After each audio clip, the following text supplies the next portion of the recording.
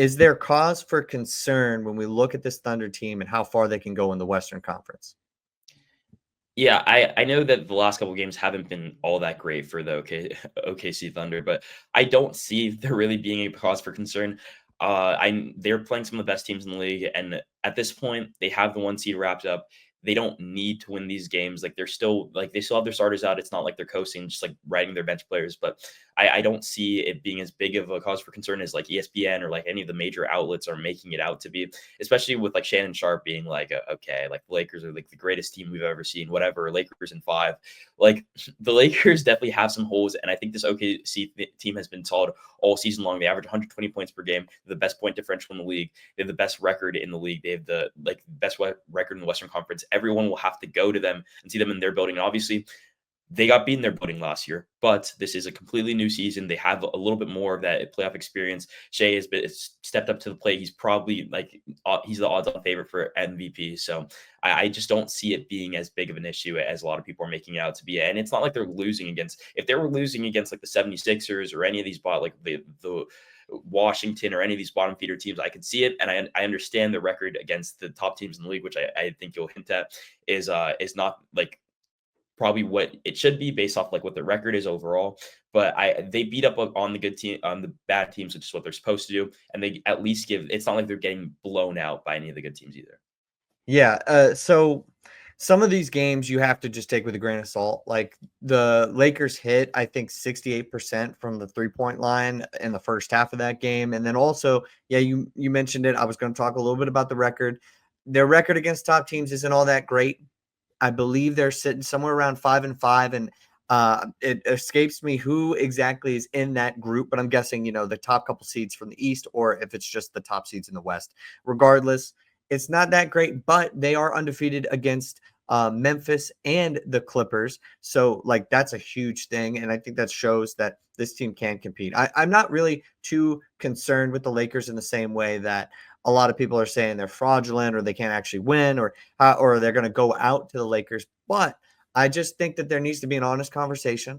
Yes, this team is 64-14. They've wrapped it up, the first seed in the Western Conference, and it's a real accomplishment. It really is. They have the MVP or the most likely player to be the MVP. But actually, do we see them going to the finals, like legitimately? Like they'll probably beat whoever comes out of the play-in. I think Memphis threw away their season, and right now the Clippers are at the 5th seed, and Minnesota's at the 7th seed. So it's like, regardless, any sort of shuffle, Golden State, I think Golden State could give them a good series, but it's like I don't know how. Like I think they'll win that first round, but then now we're talking Lakers, Denver, like some teams like that, and that's where I start to question, because if Jalen Williams is your second best player, I think he's really, really good. But I'm starting to now think that a lot of these teams, when we compare them, are going to have either 2 of the top 3 players or the top 2 players. Yeah, I don't see like a series where they like have the top 2 player, like the other team would have the top 2 players You because don't think the Lakers, I'm just with all due respect to both. Okay, I I can think see Shea that. is I think Shea, undoubtedly better than LeBron at this point. but they certainly don't have the experience like that. And I think you almost have to knock off a couple free throws in the playoffs if you're talking about Shea. I'm being so serious that the Yeah, rest no. follow the whistle. I believe his career, the number hasn't dropped in the playoffs for free throws, but you play long enough, I think that number will drop. And look, I'm not trying to say like LeBron or Doncic are better than Shea right now, but they certainly have more playoff experience. And when we get into a series like that, where whether it's 6 to 7 games or something, that's going to like wear on you. And I almost feel like the Lakers, they have holes, but is OKC's actual ceiling separate from putting up this many wins in the regular season actually indicative of a team like the Lakers, who is built, in my opinion, still pretty well, top heavy, but still pretty well, of them definitely not being able to beat the Thunder?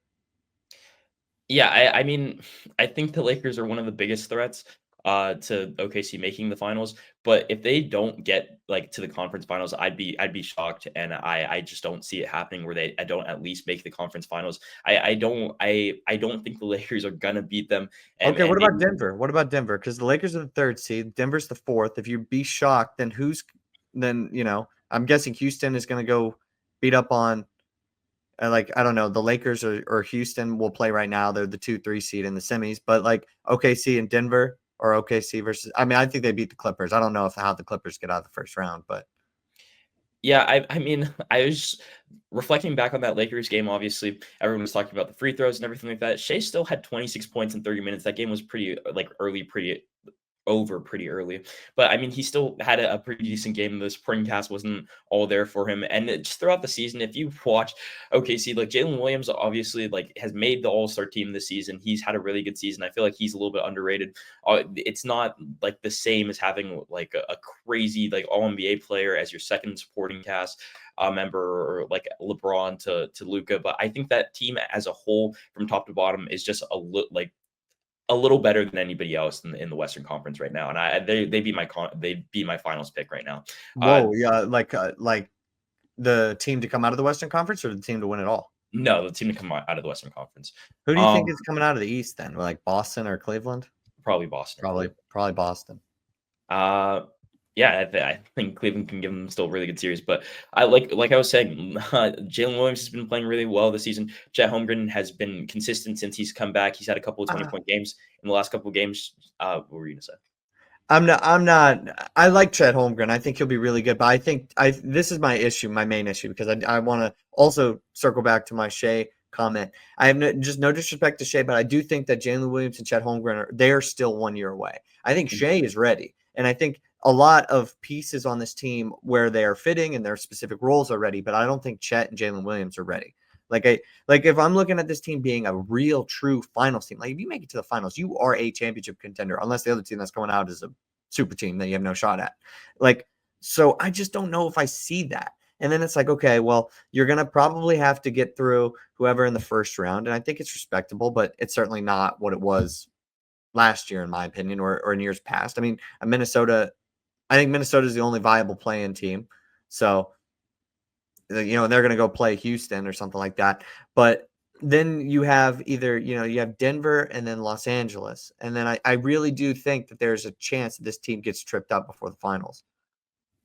Because those teams now, Denver, the supporting cast around Jokic isn't all that great, but I could see it going in a very similar fashion as maybe it did last year against the Mavericks.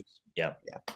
I don't disagree. I think that the Nuggets would give them a harder series than the Lakers would personally, but I Oh, think okay. that hot take. I'm But flipped on that.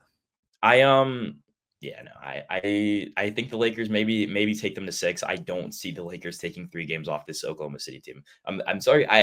They've been really good all season. They're not just a really good offensive team. They average 120 points a game, but they again best point differential, which means that they're really good defensively. They have a lot of really good players. Isaiah Hardenstein, since getting him, he's averaged a double-double for the season. He's been really good on offense and on defense. Lou Dort, obviously, maybe not the craziest offensive player, only averages 10 points a game, but really is like known as more of that defensive stopper and has improved on offense throughout the years. I think that if Chet and Jalen Williams can put together a decent series, Shea can carry them. And even if the whistle is a little bit worse, again, in a Lakers game that was a blowout and he didn't shoot a single free throw, he still had 26 points. Shea doesn't just shoot free throws. I know that is like the narrative surrounding him at this point, but he's a bucket. So I like this. I like this Oklahoma City team. I think that this is their year to make the finals.